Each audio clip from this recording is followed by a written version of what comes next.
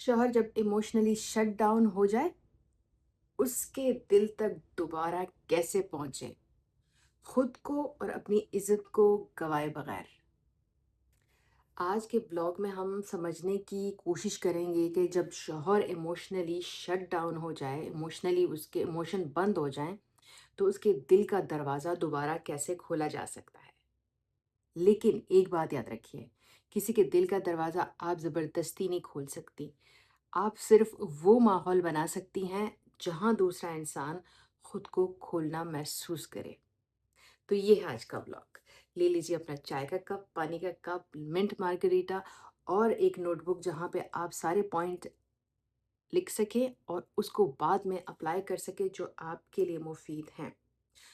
तो देखिए, सॉल्यूशंस देना मेरा काम होता है, उसमें अमल डाल के एक्शन डालकर उसको अपने लिए मुफीद बनाना आपका काम है।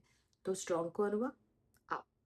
Let's start. बहुत सारी औरतें कहती हैं मेरा शौहर पहले जैसा नहीं रहा, बात नहीं करता, फीलिंग्स शेयर नहीं करता, दूर दूर रहता है। लेकिन अक्सर हम सिर्फ उसकी खामोशी देखते हैं, उस खामोशी के पीछे दर्द क्या है बिल्कुल समझते ही नहीं है।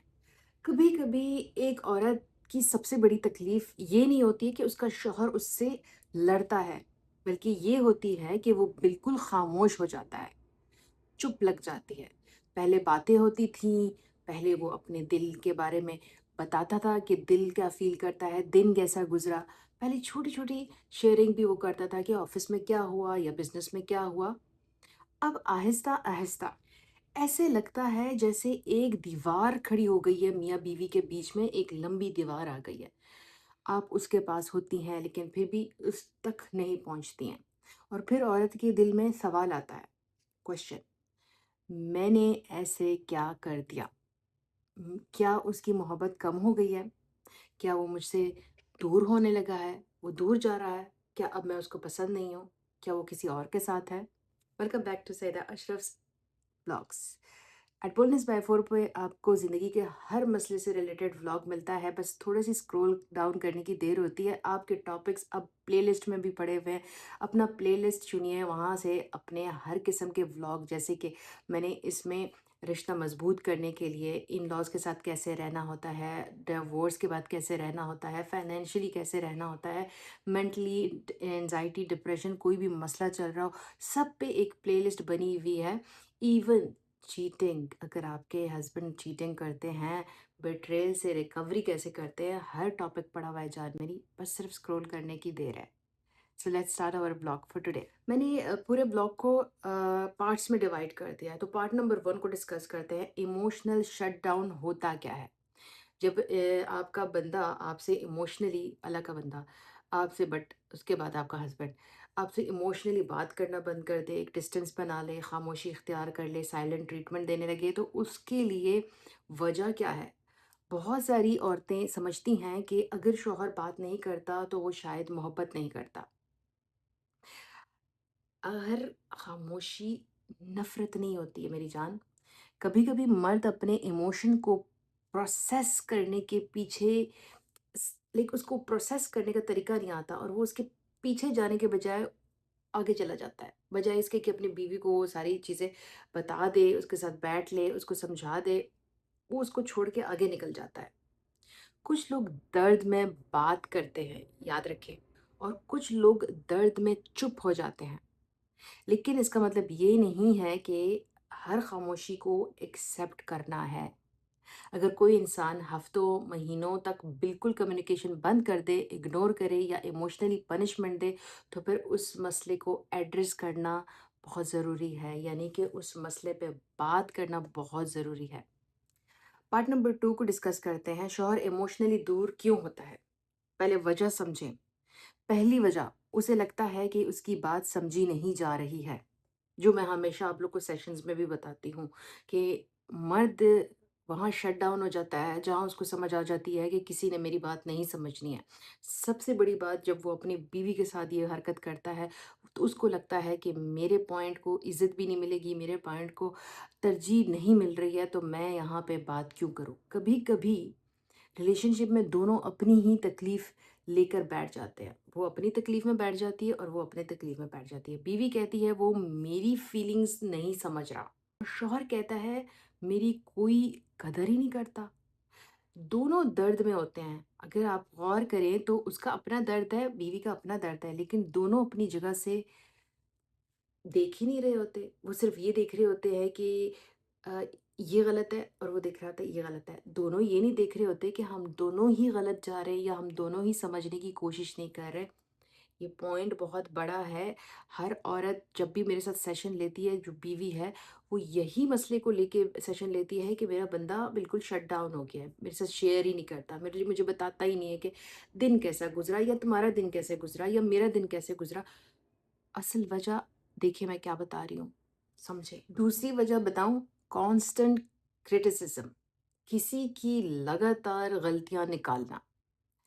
जब हर बात में शिकायत, ताना या कंपैरिज़न शुरू हो जाए ना, तो कुछ लोग इमोशनली बंद होना चाहते हैं, वो ओपन होते ही नहीं हैं, वो उसी वक़्त बंद हो जाते हैं। इंसान वहाँ खुलता है जहाँ उसे इमोशनली सेफ्टी महसूस हो रही होती है। देखिए, आप लोग जब जैसे ही शादी होती है ना, आप उसको क्रिटिसिज़्म करना शुरू कर देती हैं, उस पे तानाबाज़ी, जैसे अगर उससे कोई छोटी-सी बात बच्चों जैसी कर दी। मर्द की वैसे सोच जो होती है, जब वो बीवी के साथ होता है या माँ-बहनों के साथ होता है, तो वो बड़ी बचकाना बातें करता है। तो अगर उसको बच्चों की तरह ना लिया जाए और उस पे तानाबाज़ी कर दी जाए या उस पे कोई तोहमत लगा दी जाए, तो वो फ़ौरन से शट डाउन। वो आइंदा से शेयर नहीं करता, वो आइंदा से कोई शिकायत भी नहीं करता, वो चुप रहने की उसकी आदत बन जाती है, वो इमोशनली ख़त्म हो जाता है उस बंदी से जो उसको बार-बार ये चीज़ें करती है। और वो फिर बीवियाँ कहती हैं कि शुरू में ऐसे हुआ था, अब तो ऐसे नहीं होता, लेकिन शुरू में ही आपने उस पे दबाव डाल दिया था, उसकी इख्तिलाफ़ राय पे चली गईं, वो कोई चीज़ अच्छे शौक से देखता है टीवी में, आपने उस पे बात कर दी, आपने उसकी पर्सनैलिटी दूसरों के साथ कंपेयर, मेरी बहन के शौहर या मेरी दोस्तों के शौहर या जो भी हैं, मेरे भाई जो हैं वो ऐसे नहीं हैं, ऐसी बातों में जब आप उनकी कंपैरिज़न कर देते हैं ना, तो वो आपके साथ खुलना बंद कर देते हैं। क्यों? क्योंकि वो आपके साथ सेफ़ नहीं फ़ील कर रहे, उनको डर लगता है ये फिर किसी के साथ कंपेयर करेगी, ये फिर तानाबाज़ी करेगी, ये फिर किसी को बीच में ले आएगी। तभी आपका बंदा आपके साथ इमोशनली नहीं खुल रहा, और आप क्या कह रही हैं कि मैं गलत नहीं हूँ। तीसरी वजह बताऊँ?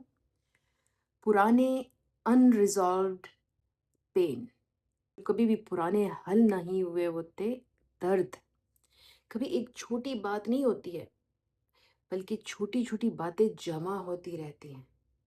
जैसे आपने कभी उस पे तोहमत लगाई थी, कभी आपने कोई इल्ज़ाम तराशी की थी, कभी आपने उसका कंपैरिज़न किया था, कभी आपने उसकी बात काट के उसका टीवी शो पे कोई बात कर दी, उसके जो भी उसकी एंटरटेनमेंट्स हों, उस पे आपने बात कर दी, दोस्तों के जाने पे बात कर दी, वो सारी जमा होती रहती हैं। एक बात पे नहीं, वो सारी जमा होती रहती हैं, और एक दिन इंसान बोलना कम कर देता है, ख़त्म हो जाता है, और आप कहती हैं मैंने किया क्या है?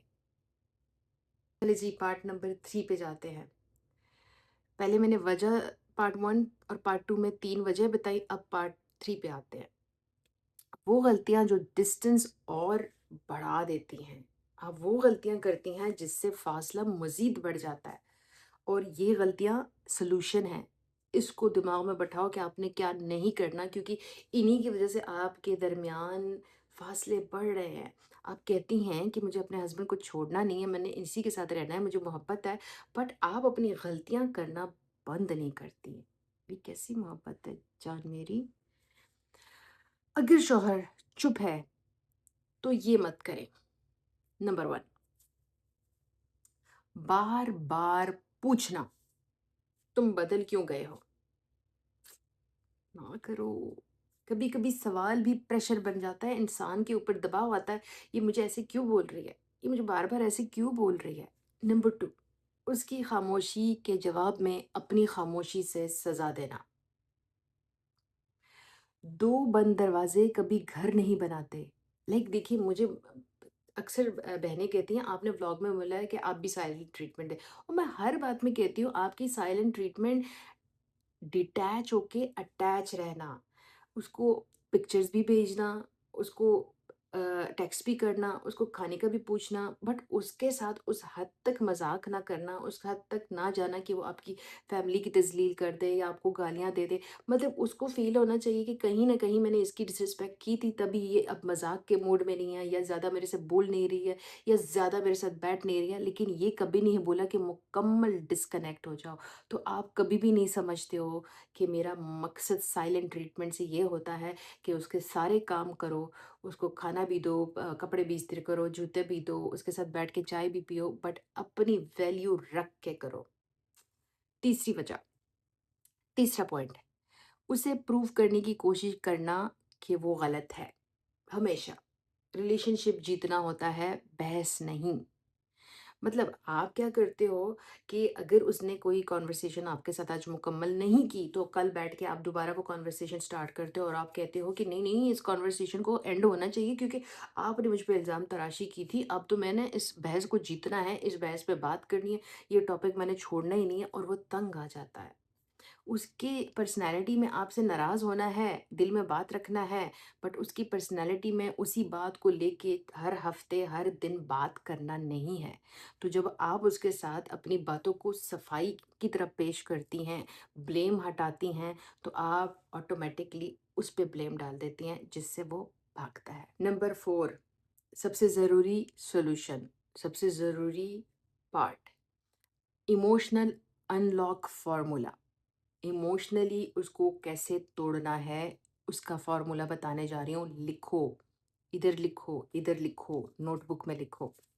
अगर आप चाहती हैं कि वो दोबारा खुलना शुरू हो जाए, आपके साथ इमोशनली वो बॉन्ड दोबारा बने, तो पहला कदम, अपनी एनर्जी चेंज करें, अपनी पर्सनैलिटी में जो कमियां हैं उनको हटाएं। अगर आप हर वक्त एनजाइटी में रहें, एक खौफ में रहें, एक डिप्रेशन में रहें, तो सामने वाला प्रेशर महसूस करेगा।